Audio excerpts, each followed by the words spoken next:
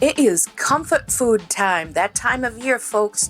All these great dishes start coming out. So coming up next, we're going to take a look at a barbecue steakhouse flatbread that's featuring Ted's Wicked Barbecue Sauce. I met Ted over at the Claremont Chili Cook-Off. He was selling a whole bunch of amazing products that I got to take home. One of which is important is local made. Very near and dear to me. We want to try to take care of our locals as best as possible. And I have to say, this product and everything else this man sells is really amazing. Here's his contact information, so if you're interested, you can also follow him on Facebook. So salsas, marinades, spice mixes, sauces, check him out. Very nice man, and he'll give you some great prices on these products, all made local here in New Hampshire. So we're going to make that flatbread pizza. This sauce here we're using as the base for our steakhouse flatbread. And one of the most important things about pizza making or flatbread making, don't over sauce the flatbread or pizza dough. You're going to actually ruin the integrity of the base, and you don't want to do that. With the cheese, it's equally important that you only want to start with just enough cheese to begin with as a light bedding. It's going to be the glue. Once it starts melting, all the toppings we put on, it's going to glue it in place. And this actually seals so much better. You'll have less impact on that sauce, like spewing everywhere. It's nasty. And you don't want to burn the product. So start with a light coating of your cheese.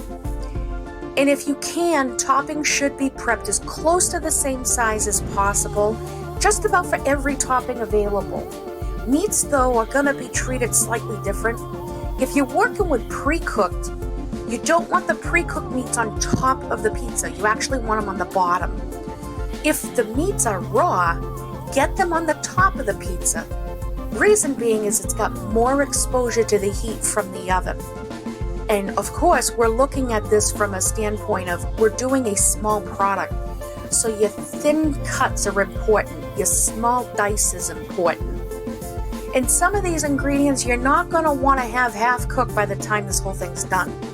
Leeks can be sometimes a little strong for some people, so I've got some thin cuts on here.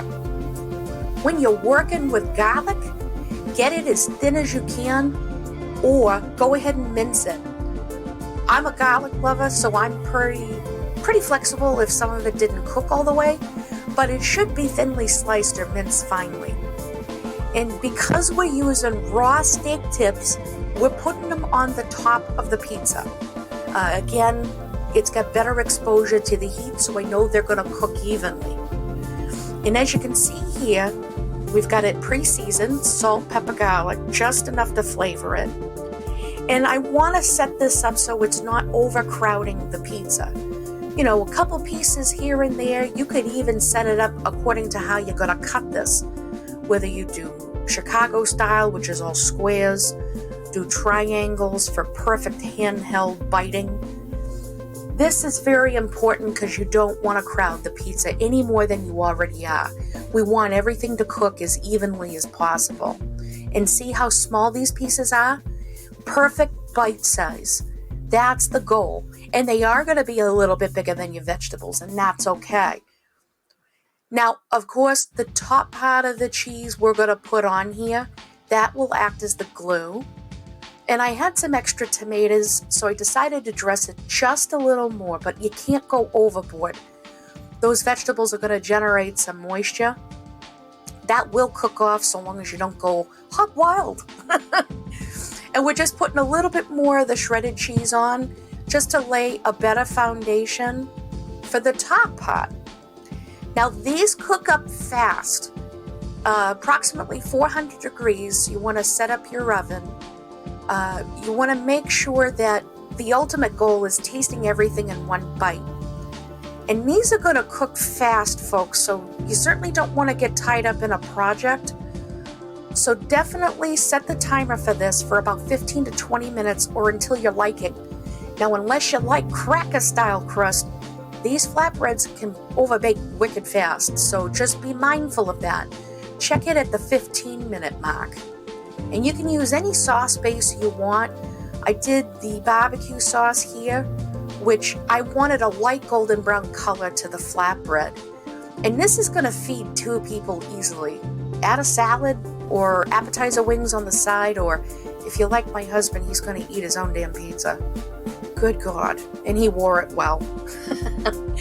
So ultimately, thanks for watching. Give Ted's products a try. They're just amazing. Have yourself a good one, folks.